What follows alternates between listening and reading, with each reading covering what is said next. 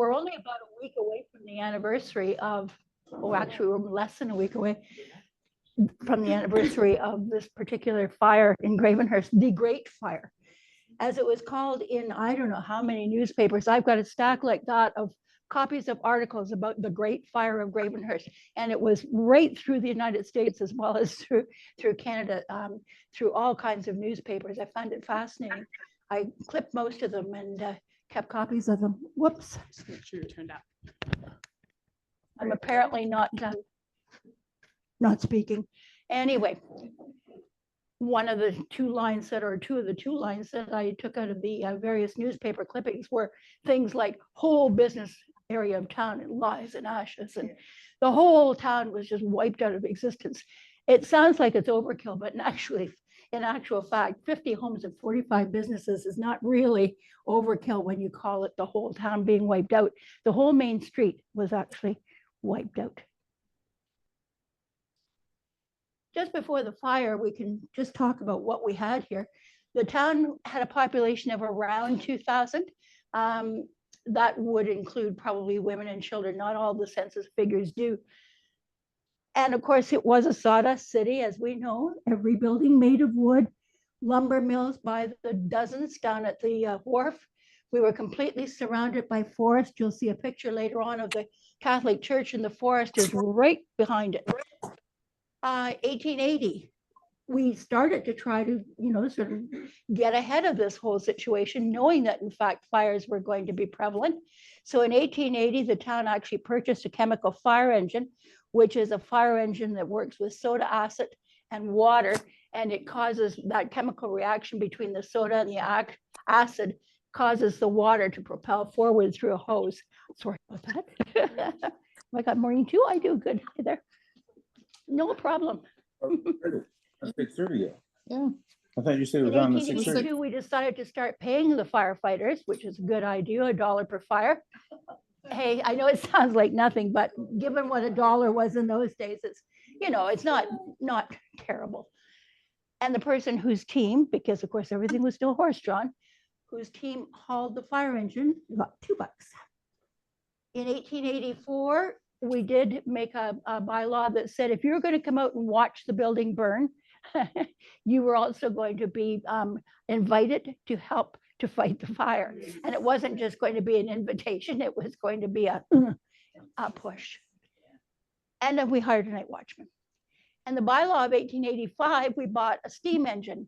I like to call it the old Stanley steamer. And that's basically what it was. So there's what a chemical fire engine looked like. Still there. Mm-hmm. That tank on the bottom would hold the soda. Think of baking soda.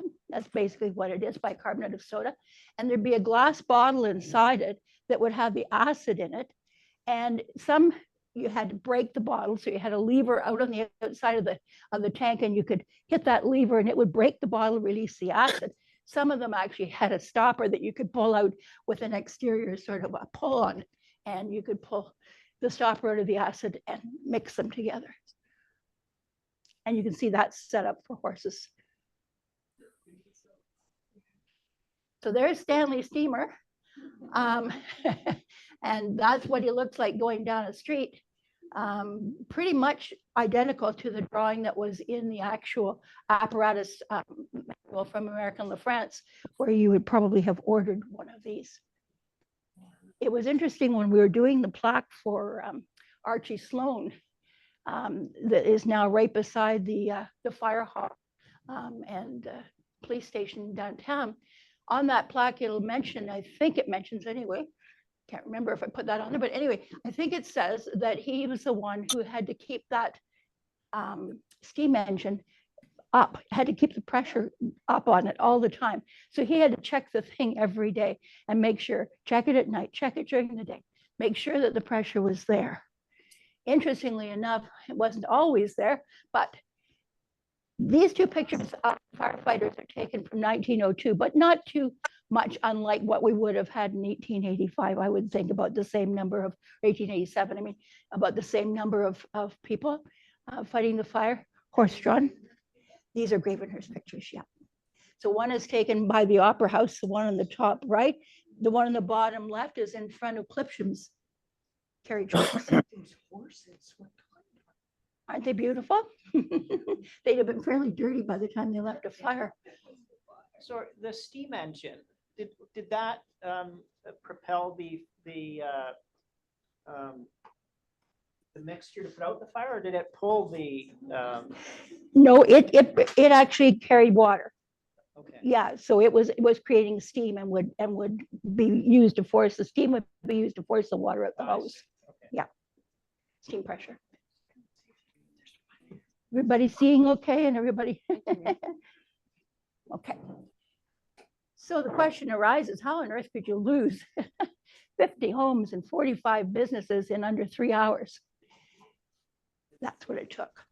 I'm saying in that thing, approximately 1,500 citizens lived here, but that didn't include women and children. So you're going to see, every time you take a look at an old document, you're going to see a different population figure for the town of Gravenhurst at the time of the fire. But in actual fact, 2,000 pretty much adds in the women who, were secondary at that time. I've listed the kinds of businesses that we had, and I think that adds up to about 45. Now, the lumber mills and shingle mills were down at the wharf, so they aren't really a part of the story we're going to be telling tonight. But all the rest, imagine 7 general stores in a town that small, 7 general stores and 6 grocery stores. Wow. 3 doctors, 5 hotels, of course, 5 hotels. That's the essential stuff. 5 churches, 3 doctors, 2 shoemakers, 2 milliners, 2 jewelers. I mean, that is more than we have in some of those than we have today. What's a milliner, Judy? Milliner makes hats. Yep. And actually a few other things as well. In this case, it would probably have been, I'm going to think about this for a minute. I was going to say it would probably be Lizzie Arnott. That is one of the 2 referred to there. She was a milliner, and she would have been here by this time. She came in 1884. So yeah, she would be one of the 2 milliners. The other one would be McKim's, which was a general store and so on, but they had within McKim's, they had a milliner. So, yeah. And I can actually give you a list of who owned all of those kinds of businesses at any time if you want. What conditions created such a situation? Well, the fact that the fire started at 1 o'clock in the morning is not helpful. First of all, we may have a watchman at this point, but where is he in the course of his rounds? We had a strong north wind blowing, and that was, I think, as much of an issue as anything. The strong north wind was blowing, if you can think of Church Street, say, and Church all the way down to Phillip.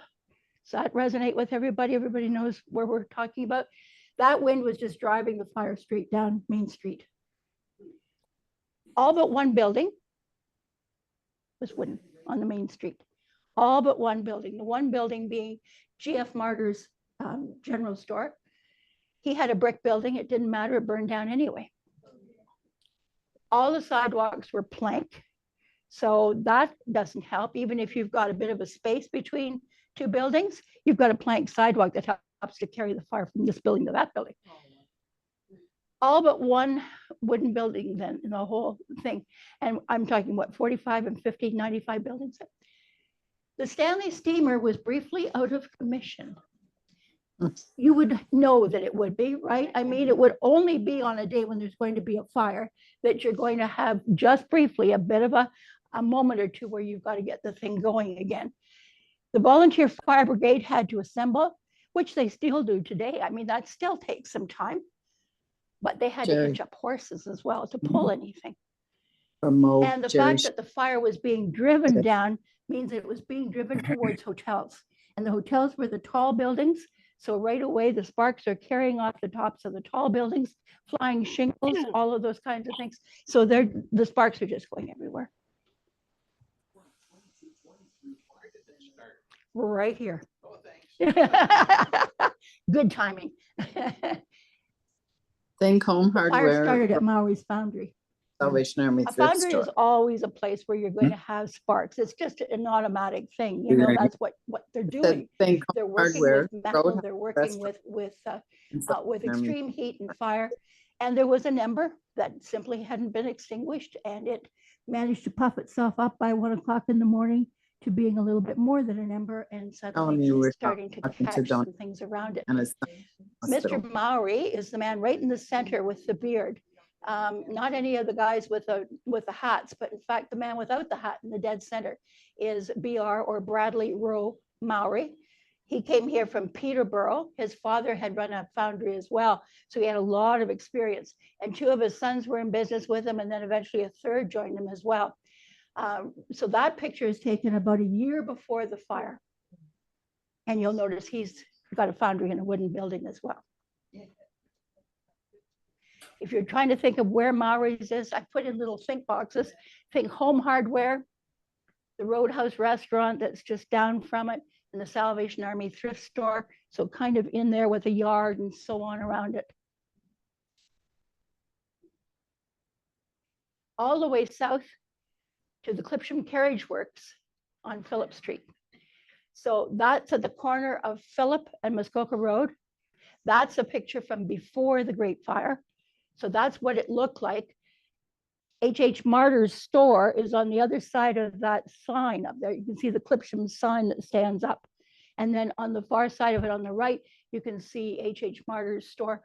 He had furniture and he had an undertaking business as well. He also started out doing harness. So he may have even been in transition at this point. Are we looking south or north? Right there, we're just looking straight at a corner, at a corner of Phillip and Muskoka Road. And the H.H. Martyr is just to the north of Clipsham's. Well, you saw something that said there were 5 churches. And of course, they were made of wood. 1874, Knox Presbyterian Church was built. 1877, Wesleyan Methodist, which is now where the United Church is. The Salvation Army Citadel, built in 1886, wooden, just down from the United Church. The Baptist Church on Brock Street, 1885 it was built. Didn't quite look like that then. That's a little bit later than that, but it would become a church that looked like that, but wood. And St. Paul's Roman Catholic Church, 1877 was built, and it is on Hotchkiss Street. So it's facing Hotchkiss rather than facing John, okay? So right now the Catholic Church, the new brick one, faces John, but at that time it was at the corner of John, roughly at the corner of John and Hotchkiss, facing Hotchkiss. The Anglican Church, the first Anglican church was that one in the bush up at the top, 1867. That was the first church in Gravenhurst. And you can see all of the stumps around it. Why we would never cut a stump any lower than that, I don't know, but they were all at least knee high, right? Guaranteed to leave a nice, landscape. And the picture below the stumpy one shows you St. James Church in 1882, which is the first one built after that little log cabin. There is no picture extant of St. James at that time. Don't know why, but there is no picture of that other than that one where you can see the steeple. St. Paul's Catholic Church is there over to the right. There's another way of looking at, we're now standing pretty much up at the corner of Main Street and Hotchkiss, and we're looking down Hotchkiss Street to the west, looking at St. James Anglican Church with its tower and St. Paul's Catholic Church with its tower. And we're looking at a row of very wooden, very dry looking houses. Yeah, you can only imagine how much tinder we might be talking about there. From here on in, Barry Brock takes all the credit for all the links. Yeah, he was there. Yeah. Well, I wasn't going to say it. But Kathy would. yeah. And I would too if we weren't, all of the fire scene photos that we've got, and we have quite a little bunch of them actually. They're all from Library and Archives Canada. So they're in a very safe place. They're all on glass negatives, and the fire pictures that were all taken by Micklethwaite. And we were really, really lucky, because if you go back and you look at the fire in Bracebridge that wiped out quite a bit of Bracebridge, and a fire in Huntsville that did the same, they've got one picture of each that I can find. So we've got, probably what, 24 pictures, would you say, by Micklethwaite? Easily, if not more, yeah. So here you can see, this is post-fire. A little bit more than just post-fire. It's had time for, I think that's H.H. Martyr's attempted a rebuild right underneath the arrow for St. James. And St. James is pointing at a big pile of ashes because of all those churches, it's the only one that burned to the ground. All the other churches survived. You can only imagine what the conversation might have been like in town if you weren't a member of St. James. If you were a member, for instance, of the Catholic Church, which was almost adjacent to St. James, you'd have been saying, well, there's a reason why your church burned. Anyway, St. Paul's looked like it wasn't even touched. And all the other churches were saved as well. Not saved because of firefighting, saved because of where they were in relationship to the seat of the fire. The seat of the fire was at Mowry's. The Knox Presbyterian Church was to the north of that. So in fact, it wasn't going to be touched. The United Church or the Methodist Church was to the north slightly of that as well.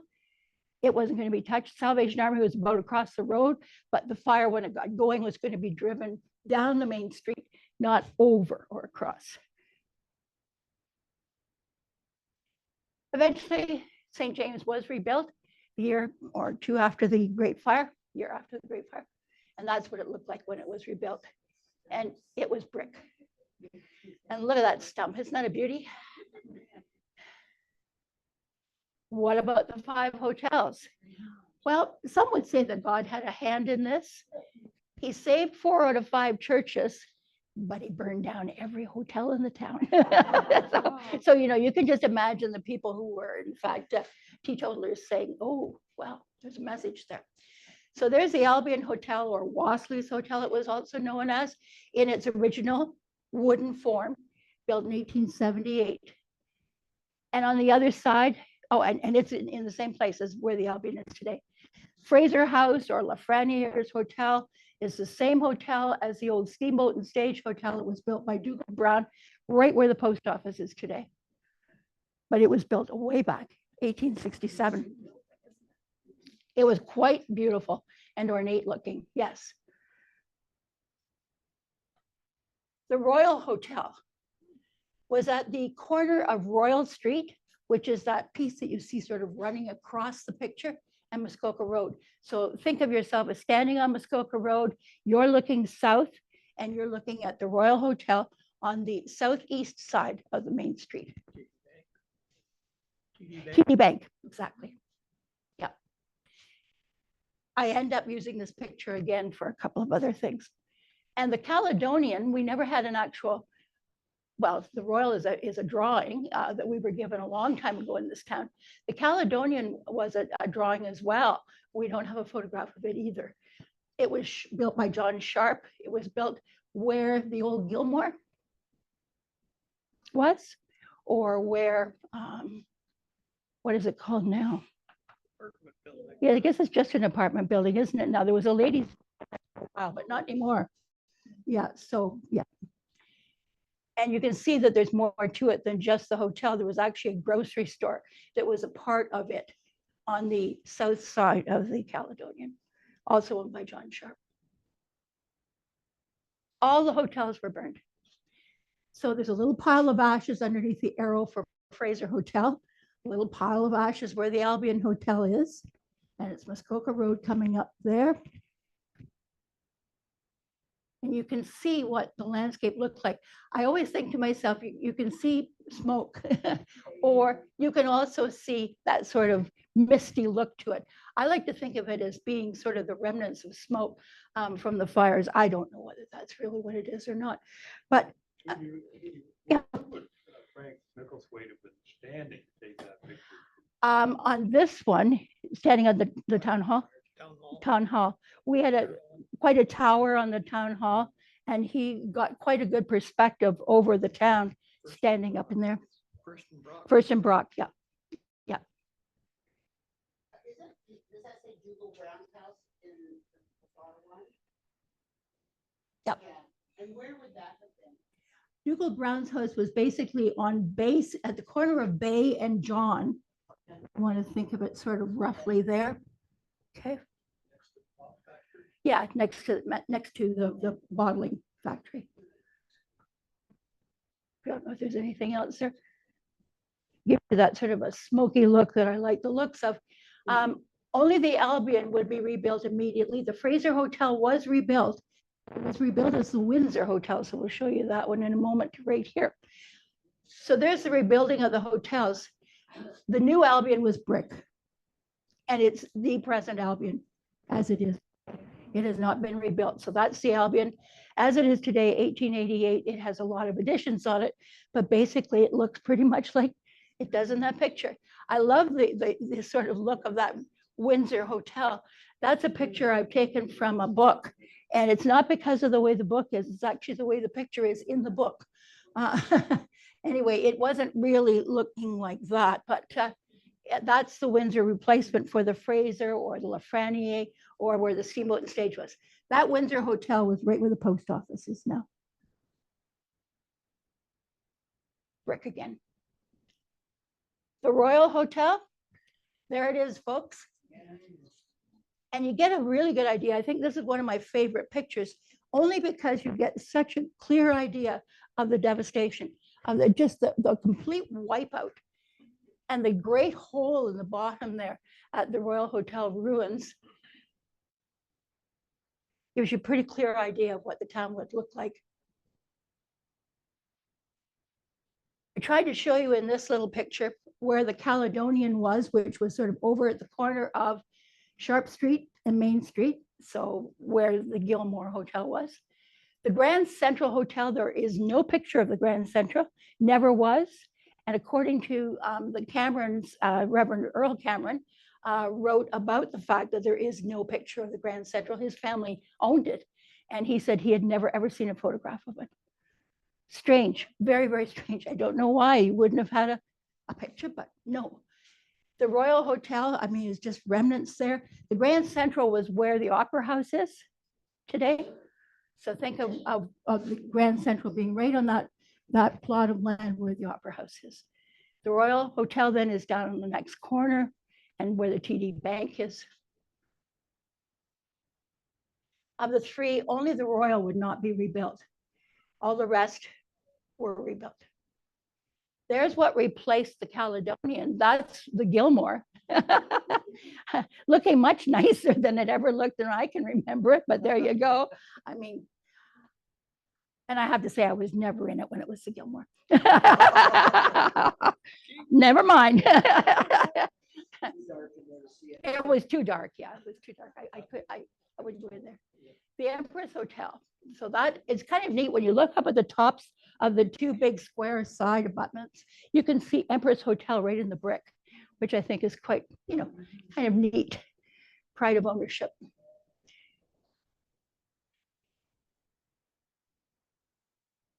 Of course, people would ask what happened to the schools. Well, we had two schools at this time. We had the North End School, which was completely out of the way of the fire, nothing. We had the first Gravenhurst Central Public School, which was located right where we are. It was right on the parking lot behind the library or behind the Opera House today. But at that time, of course, there was no Opera House, was no library. That was on this piece of land, and it burned to the ground. Kids were happy. The kids were happy. We'll see them in a minute, actually being happy. Yep. There it is being rebuilt. I love this picture because there are people swarming all over the building site. I don't know about you, but I look at that and I think, there's where the kids are, a bunch of them. And is that a teacher? I don't know, standing in the middle there. But anyway, it's being rebuilt, but this time not on that corner of Main Street and Sharp, but instead it's being rebuilt down on Mary Street where it is today, or well, roughly where it is today. It's not exactly there, but pretty close. Every newspaper you could pick up from one end of Canada to the other talked about the Gravenhurst fire. Many of them called it the Great Gravenhurst Fire. Newspapers from New York to St. Louis, Missouri carried the story, and everywhere in between Canada. there were lots of inaccuracies and lots of inflated statistics. And one of them early on said, you know, a number of people had died. Well, nobody died in the fire, and so on. So you always get that kind of reporting in the early days of something, even now, I think to some degree, but then for sure. Why do you think it was reported so far and wide? Oh, I think because we had tourists starting to come already here, Okay. and many of them were Americans. And so I think that they'd have had a vested interest in knowing about what was going on around Gravenhurst for sure. They would have been used to catching steamships here and going up the lakes. So in actual fact, Gravenhurst was a familiar spot to a lot of people. Supporting that idea is why when the Huntsville fire took place, it didn't get nearly the same. No. coverage. No. Because it was being developed later. Yeah, and kind of off the beaten And track a bit. Gravenhurst is so well known Yeah, because it's being the the head of the steamships. railway from Yep. 75. Yep, On, and as you said, due to the steamships. steamships for A lot sure. of Americans. Lot of Americans for sure. I love the fact that the businessmen are seen to be plucky. I like that, you know, plucky businessmen. So they're plucky and energetic, and they are, because there's plucky old Pat Shea. He's back in business, what, about 2 days later after the fire. And he's just found himself a little shed down there. And remember, we were talking about the kids not being in school? Well, there they are. They're everywhere. They're all over the place because they tried to use the town hall at the corner of First and Brock. But in fact, it was way too small to accommodate the children. Plus, it wasn't designed for classrooms. So the children had pretty much a free-for-all for quite a while.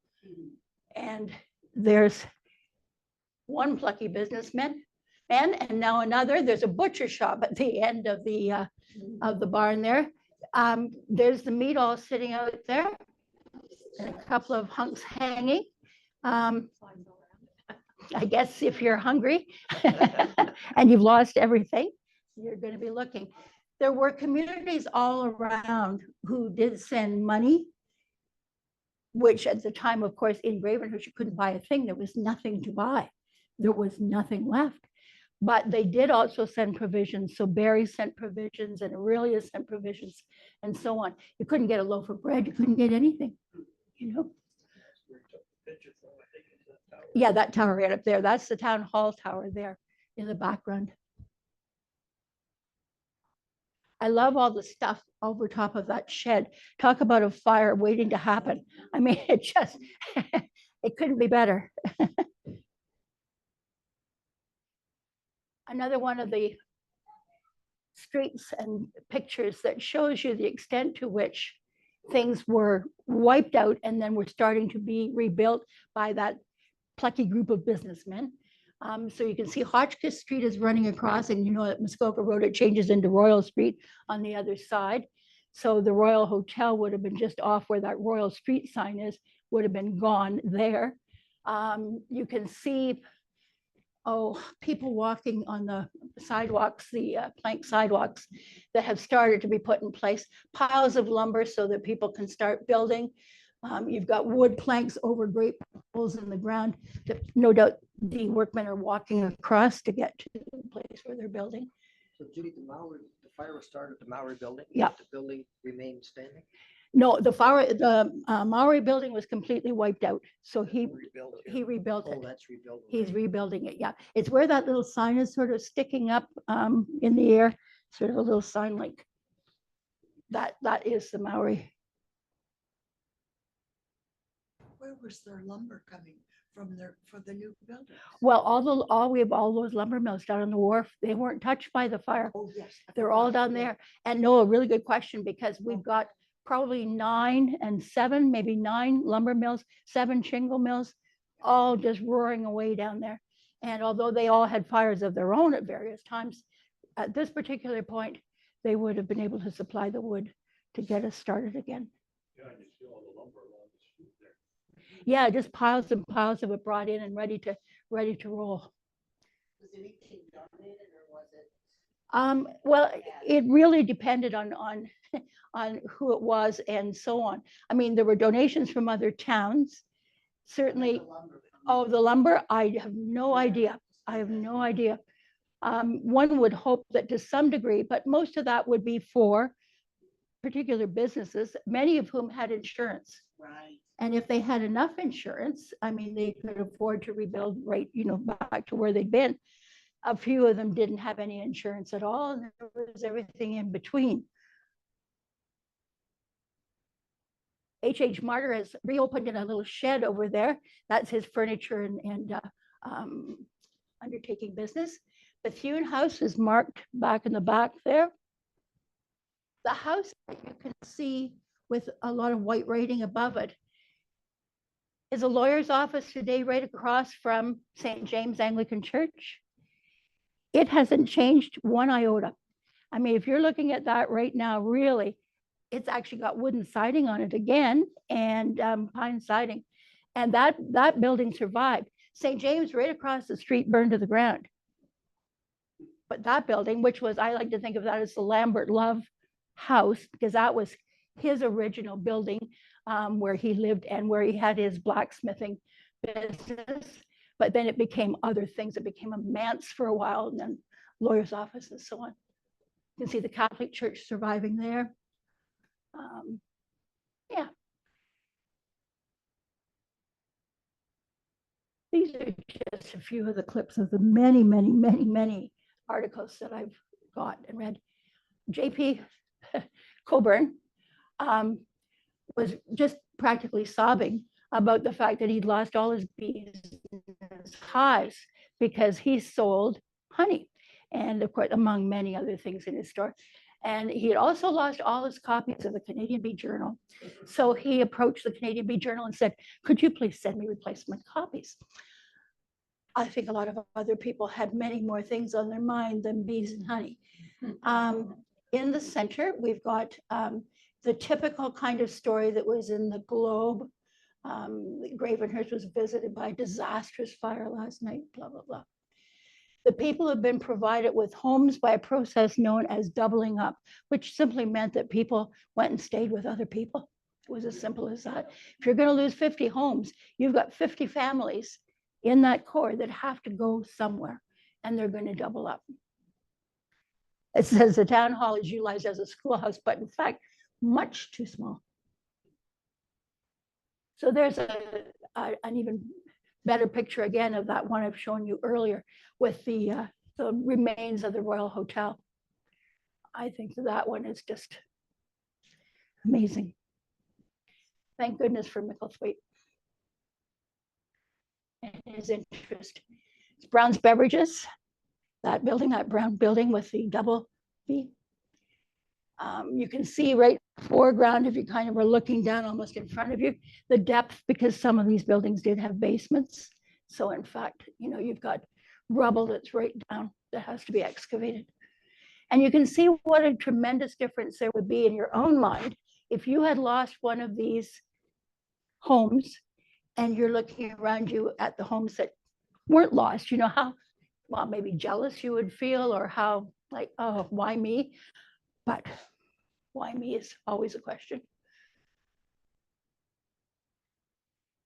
From one of the books, and again, it says this photograph is from Library and Archives Canada. All of those photographs of the fire devastation are all housed on glass negatives in Library and Archives Canada. The fire department survived fire. Yes, yeah. The fire. Where the fire all burned down. Well, we eventually lost ours, but it was about 10 years later. But almost exactly 10 years later, wasn't it? 1897. Yeah, we lost our fire hall. How did you lose it then? Another fire. Another fire. Oh, listen, we had fires everywhere. I mean, I went through what's called a fire record, which was almost like a little journal publication that listed all the fires that went on in the course of a month anywhere in Canada. And Gravenhurst just right in there every time. We were either losing part of a block, all of a block, some homes, whatever, because everything was wood. And we were a sawdust city. And honest, just recently too. Oh, yes, it doesn't stop, does it? So I tried to put together sort of an idea for you. I felt quite lucky when I was looking at one of the Globe and Mail stories, and there were a number of them, but one of the Globe and Mail stories actually listed in order from Maori's right down to Clipsham's in order the businesses that were burned down. I couldn't believe it. I thought, wow, this is actually giving me a complete picture of what was on the main street and where it was on the east side and on the west side. So right now we're on the east side and we're looking at Knox Presbyterian above the fire on Church Street, corner of Church and Main Street. And then Maori's Foundry, pretty much right next, a couple of wooden houses in there.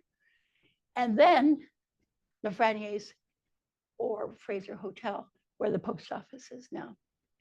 So there's the first block of the fire on the, I said the east side, the west side of Main Street. Now, I don't have pictures of these businesses, so I just sort of put them in there. So there's Bay Street. We've got Dowler's Dry Goods.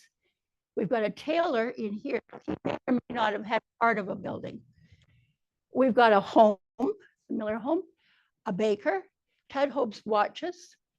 We've got McNeil's General Store, and right beside it, yet another general store, Grove's General Store, and Bartholomew's Home. Bartholomew had a lumber mill. So he didn't live down where his lumber mill was. He lived up on the main street. And GF Martyr, I made a little double front because that's what his building was. It was all brick and quite a substantial building, and it burned as well. Do you know if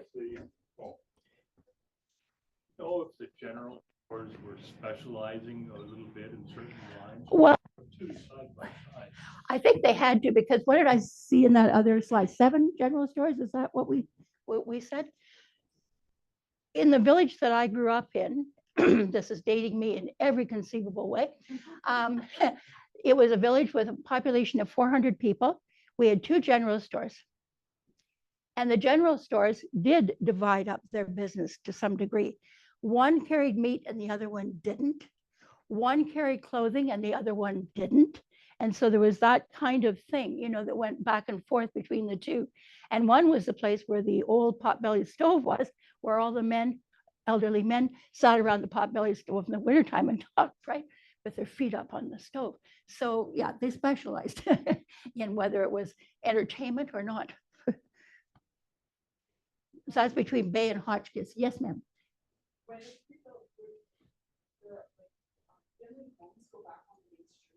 Not at all. No. Now, maybe over top, you know, on the second story of a 2-story building, yes, there'd be people living up there.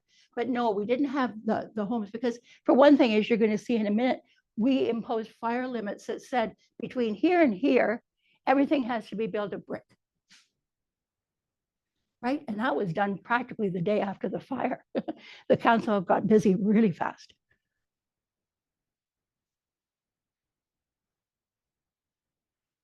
The next block down, we've got Brown and Wood Grocery.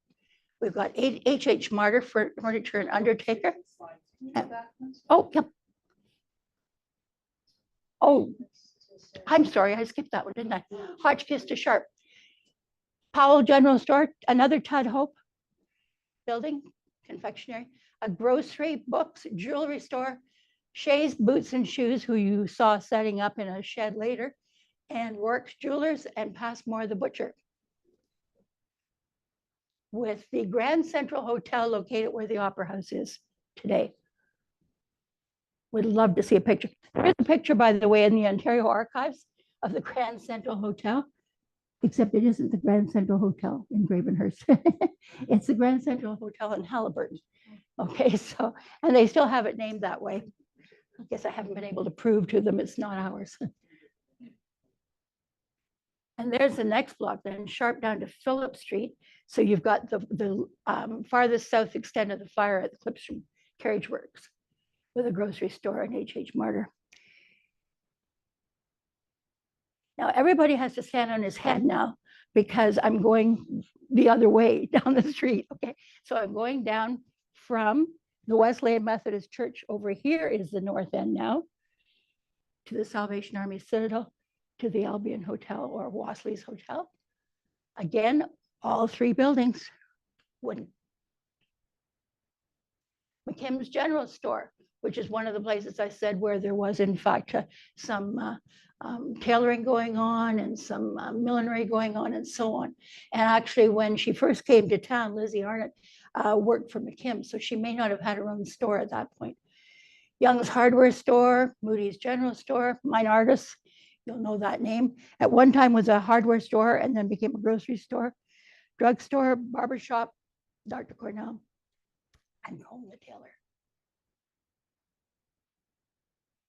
Using that picture and just elongating it a little bit, you can see the Royal Hotel on the corner of Royal where the DD Bank is. Matt's Barber Shop, Sullivan's Shoes and Boots. So we've got both Shays and Sullivan's making boots and shoes. Cooper's Barn, so it belonged to the actual hotel, but it was an extra barn for their, so they had stalls for horses behind, but they also had that extra barn down there. And then CJ Cox General Store was down farther than that. All wooden, of course. At the corner of Sharp, okay, and Muskoka Road, you've got basically the Caledonian Hotel with its grocery store beside it, and not much else really on that block. Those are probably homes in behind. It may be poetic license because that's a drawing that was done by someone at the time.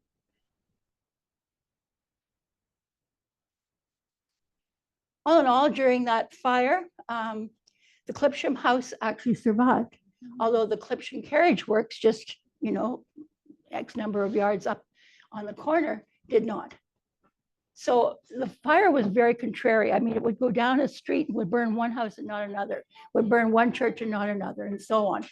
So you've got that kind of thing happening here. We're on Phillip Street, but the west side now of Phillip Street. You can see the brand new school, which is in the distance on the left-hand side top. That's the new GPS because the old GPS was burned down. So now instead of it being on the parking lot of the public library, it's now over on Mary Street, kind of roughly where it is now on the left-hand side of that photo up the top. You can see the Catholic Church standing there. And this is about 1893. I wish I could say this was the answer. Here's the answer. Build everything in brick. So this is around 1895. This is the main street. Look at that beautiful block of brick buildings, which burned to the ground about not far off that date, actually, 1895. Yeah. Was railroad tracks there at that time? The railroad tracks would have been there. It might not have been exactly where they are, although they were pretty close. The train came here in 1875. It sent a trunk line down to the wharf so that people could get off down at the wharf and get on the steamers. But the train didn't go any farther than here for another 10 years. So it was 1885 before it went north to Bracebridge. So it stopped in Gravenhurst for 10 years. And the train station is not anywhere near here. It's way up. Think of the Anglican cemetery, if you can, on Main Street, and sort of then back in where the railroad track would be. Roughly back in there is where the Grand Trunk station was. It burned to the ground in 1913. So No, fire everywhere. Judy, Mhm. I've been told that the house we lived in on Muskoka Street, Mhm. just before you go over the tracks, Yep. that it did not burn. No, What did it? it didn't go any farther than there. no, So, It stopped at Clipsham Carriage Works yeah, right there. yeah, And so- it sort of ran out of fuel, right. is what it did, you know? So the tracks probably weren't destroyed. Oh, Okay. I haven't read anything that suggests that the tracks were, Get that far. no, The tracks kind of went another back. yeah, down a little that's bit right, back further in, south, yeah. Yeah. I hate to think of that whole beautiful brick block there being burned down, but it did. It's basically brand new. It is. And the interesting thing is many of those people were the people that were burnt out in the fire before it. So Shays and Tolans and all of those people were all burnt out. And how much burned in the second fire? Pretty much most of that block. I've got a list of the businesses that burned there. Tolans, Tudhopes, Shays, Rourke's, There's a Martyrs. Yeah, Martyrs is probably the end there. Eh? That big building is Martyr. Is but it his- also his Martyr? But that's brother was GF. the other one. Yeah, that's GF. Yeah. Yeah, right? GF, yeah. Yeah. Started that fire. Good question. It could have been wiring because 1895, we are starting to get wiring and lights and all of that sort of thing. Sometimes they just didn't have a clue, unless it was a very obvious thing that had happened. But there was nothing like a foundry or anything like that in that block. So a foundry was a classic, Well, what was Mallory's? What was it? Maoris was a foundry. Well, wouldn't that, there'd be lots of fiery Yeah, stuff there. and that started the first fire, Yeah, but not in this fire. okay. Yeah, there was so- no involvement of it in this fire.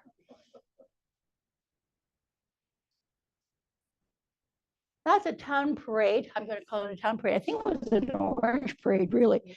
Yeah, but it has a band, and it looks to me like everybody and his grandmother was out there in that parade. And to my mind, Orange Parade, though it may have been, I think it was one of those shows of solidarity and shows of pluckiness, if you like. The coming together and saying it didn't beat us. We're getting on with it, and we're starting to rebuild. And so, This is after the second fire. yes, it is. It's good to see a couple of trees in the background. Yeah, now, see, the fire didn't go down there. Oh, over there. So those trees made it, yeah. Judy? Yeah. Apart from the relocation of the public school, Mhm. was the rebuilding pretty much on the same town site? Yeah. In the buildings and the places where they were? Pretty much, yeah. You saw the Albion, for example, which is exactly where the Albion was before it and is today. I think that was true of a lot of the buildings. Some not. I mean, obviously, for instance, the Grand Central Hotel, the one I've said we don't have a photograph of, and nobody seems to have one, including the Cameron family that owned it. It was originally on the site where the Opera House is now. Empty lot right there. That empty lot, yeah, behind that building. But it eventually relocated down the next block and into the middle of the next block, sort of on the same side of the street. And the train station only got to its present location after the 1913 fire? Yes, and they couldn't rebuild it until 1919 because in fact, the war was on. And of course, there was a whole procedure you had to go through to try to get the building materials you needed in order to build something during the war. And, that wasn't going to be it. So it didn't get rebuilt until, well, it was being rebuilt in 1918. It was opened in 1919 by the prince. That one is, how am I going to describe this? The top floor is the old Masonic Lodge. What's in the bottom now? Was tattoo, and now it's a barber, I think. Is there a barber in there? I can't even think of what's in there. It changes things, I think, fairly. Yeah, exactly. Yeah, exactly. Did we learn anything from the Great Fire? Well, the fact that I've already told you that we lost a whole block in 1895 would suggest no, but in fact, we did do some good things. We established new fire limits, and they went from Church and Brown in the north down to James Street in the south. So that's, and only that central core, that doesn't extend way off 2 blocks, 3 blocks. It went 2 blocks and that's it on each side.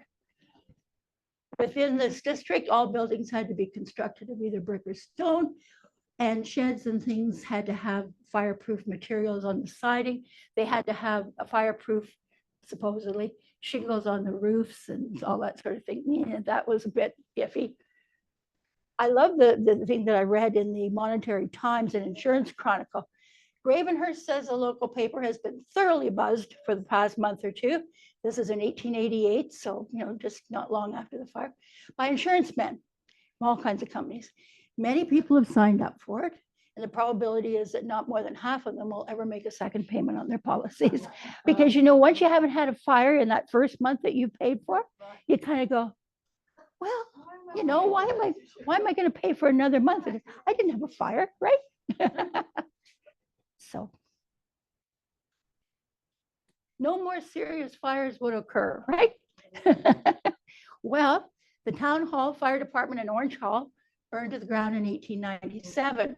So that nice tower from which we assume so many of those wonderful pictures were taken is now on fire, as you can see, as is the fire hall and the Orange Hall. The Windsor Hotel, which was rebuilt on the site of the present-day post office, burned to the ground in 1903. It was brick. So here we are saying, oh, you must build everything in either brick or stone. Well, everything inside is wood. The Gravenhurst Grand Trunk Railway Station burned to the ground in 1913. So there it is, looking beautiful. I think it was a lovely looking building. And then that's what was left of it. In Huntsville, the Great Fire of Huntsville, the entire 2 blocks of the business section were burned down. There were 32 buildings destroyed, no fire limits, and the fire started in the only store that was considered to be fireproof. It started in a brick store. The interesting thing is the river, how the bridge at the end of one end of Main Street in Huntsville is there and the river is going along. The river ran along in behind a few of those stores. And it ran along in behind a shoe store, which was maybe the first store on this side of the bridge. As soon as there was any sign of a fire, they rushed all of the contents of the store out to the boat that was on the water right behind the store, which then burnt to the water with all the shoes. So all of that was pointless, but you do what you can. There were no fire limits. No. What do you mean now? The fire limits, which are the area that prescribe what buildings are going to be made of. Yeah, and they're called fire limits. In Bracebridge, 1908, much of Manitoba Street was destroyed. They had an extra little problem because, of course, it was freezing cold and everything froze. So it doesn't help when you're trying to fight a fire. No, we didn't want to have our fires during tourist season. No, definitely not. No. So I'm just going to stop there for a moment and see if there are any questions.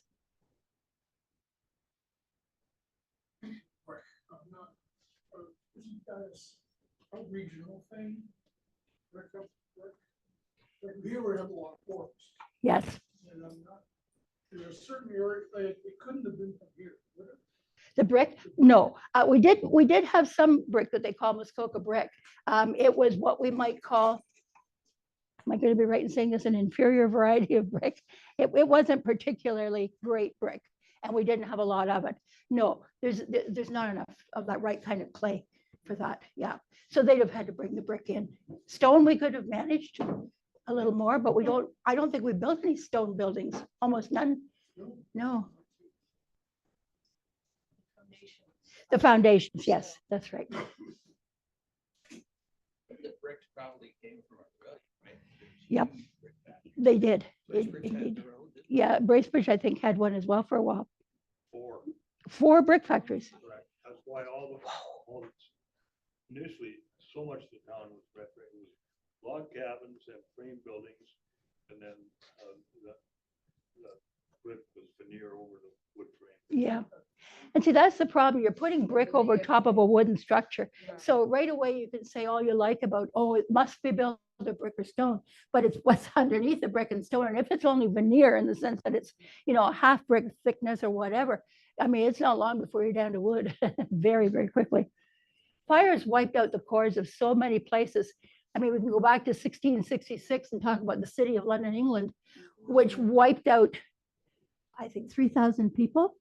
And London Bridge, the song London Bridge is falling down. Yeah, that's where it comes from. Because there were houses and buildings on the bridge.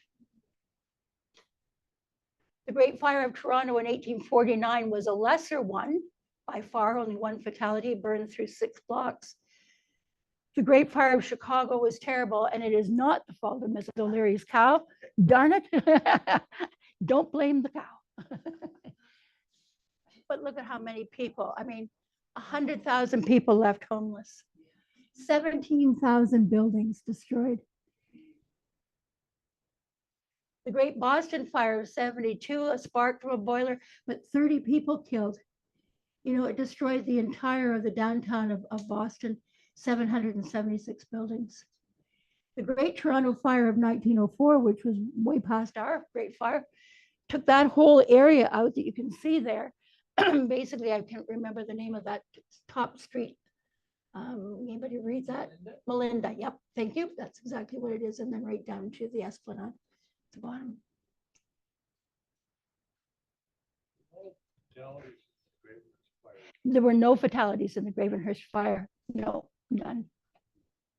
And that gives you just an idea of the Toronto fire and what was left and not left of that.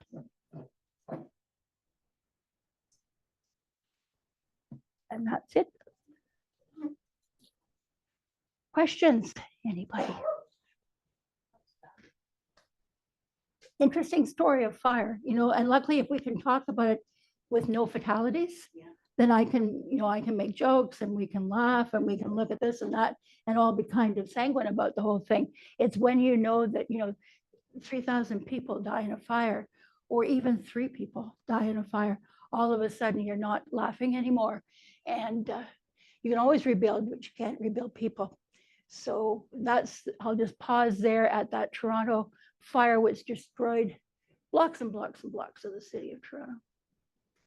And if there's no questions from anyone? I assume they did eventually get fire truck working. They did get the fire truck working in Gravenhurst that night. Yes, they did. You're welcome. Yeah, they did get it working. It was just a matter of they didn't get the steam up, you know, you've got to get a head of steam up on that thing. And whether, you know, whether it just hadn't gotten enough of a head of steam, they couldn't get it to move. Too late by then. Yeah.